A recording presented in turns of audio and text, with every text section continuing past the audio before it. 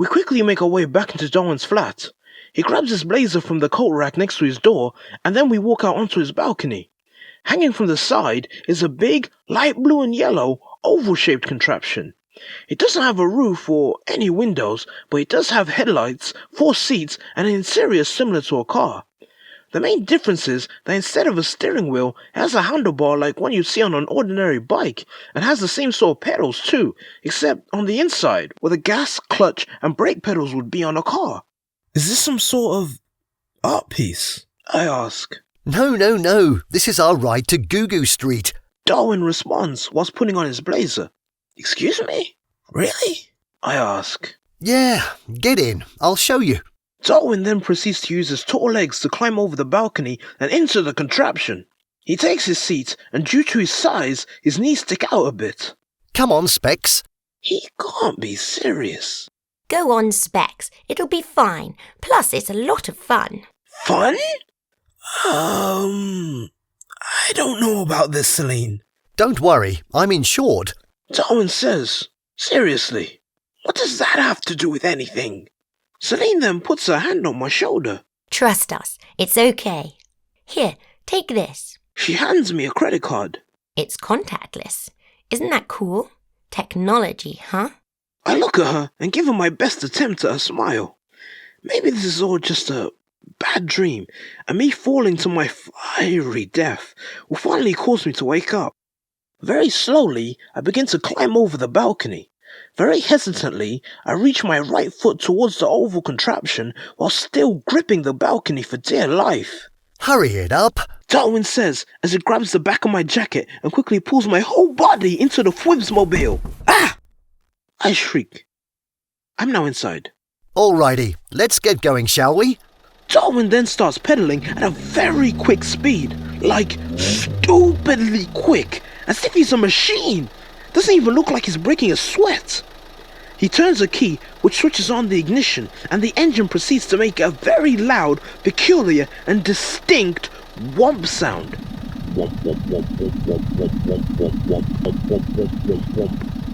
Spex, seatbelt. Celine yells. From the safety of the balcony, I attempt to put on the seatbelt, but I'm finding it a tad more difficult than usual because my hands are trembling. Come on, you can do this. Think of nice things like cupcakes, butterflies, and not dying! Darwin whistles as he starts to flick some switches and turn some knobs. He then reaches into the glove box and takes out a pair of aviator goggles.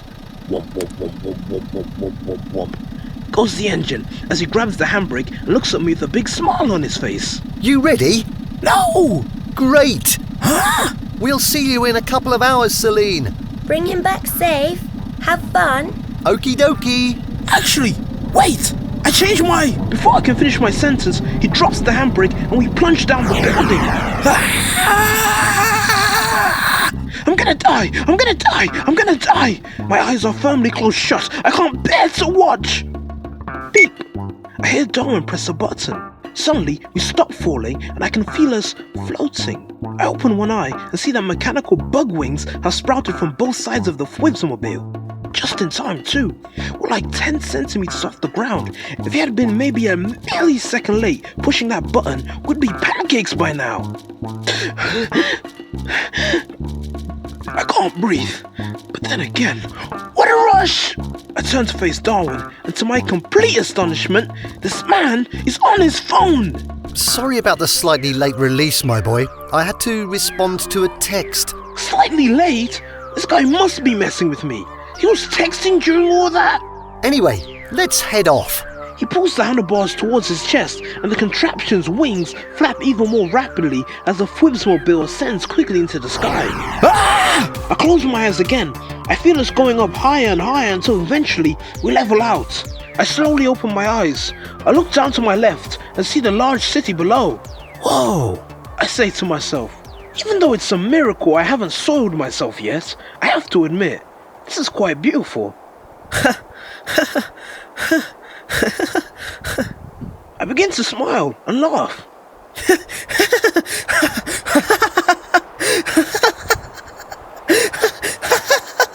I don't know what's come over me. I can't stop laughing. Maybe I finally snapped. Maybe it's just relief. Relieved to still be alive, maybe? Darwin taps me on the shoulder and gives me a thumbs up. Screw it, let me give him a thumbs up back. I finally stop laughing and continue to admire the view. What a colourful city. Literally, there's a lot of colours down there. I look ahead and see other people in Foodsmobiles. I guess these are pretty common here. We must look like giant insects in the sky to people on the ground. Suddenly, a black bird flies right next to us.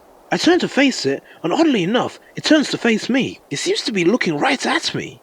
I can't help but stare into its bright yellow eyes. Have we met? It opens its mouth to squawk at me and then proceeds to fly away. Then I see something unusual.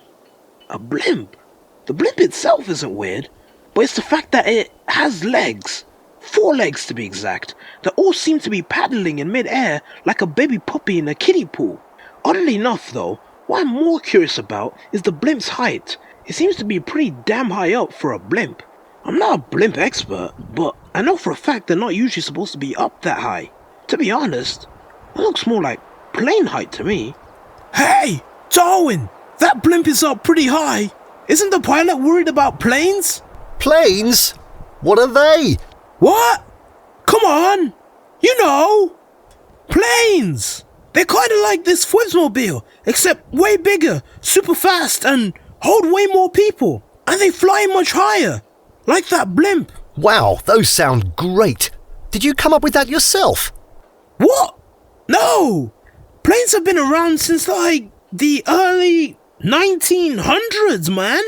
This is the first time I'm hearing about them, but isn't that blimp quite something? That's the latest model, Ray Gunatora 659. That baby can hold up to 150 passengers and goes a whopping 130 miles per hour in the sky. Isn't that insane? Not so much if you compare that to a plane that can go like 500 miles per hour and hold 600 people. You guys really don't have aeroplanes here? I asked to confirm. Guess not. But they sound really cool. Maybe somebody will invent them here one day. You should do it. You want me to make a plane? Yeah, sure. Why not? I can't do that. He puts his arm around my neck in a playful manner. Oh, pish posh. You can do anything if you put your mind to it, kiddo. Whether that be making a plane, creating the cure for the common cold, or making cactus-flavoured gum. Cactus-flavoured gum? He releases me from his grip. It's like my grandmother used to say, Darwin, you're as tall as a post and twice as stupid, but if you work hard enough, you too can sell top-end coconut water for the cool price of $2.99 a pop, just like your father. Your father sold coconut water for a living? Oh yes, he was the best too, until they raised the shipping prices. Out of protest, my father decided to stop shipping in coconuts and instead grew them himself. They said it couldn't be done, but my father found a way. How, you ask? Because he worked hard and believed in himself, that's how.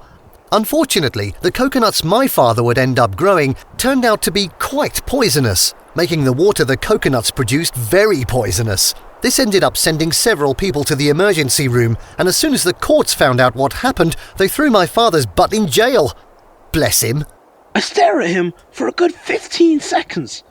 I assumed there was a point to that story, but I'm having real trouble figuring out what that point is. So, I'm just gonna go back to enjoying the ride.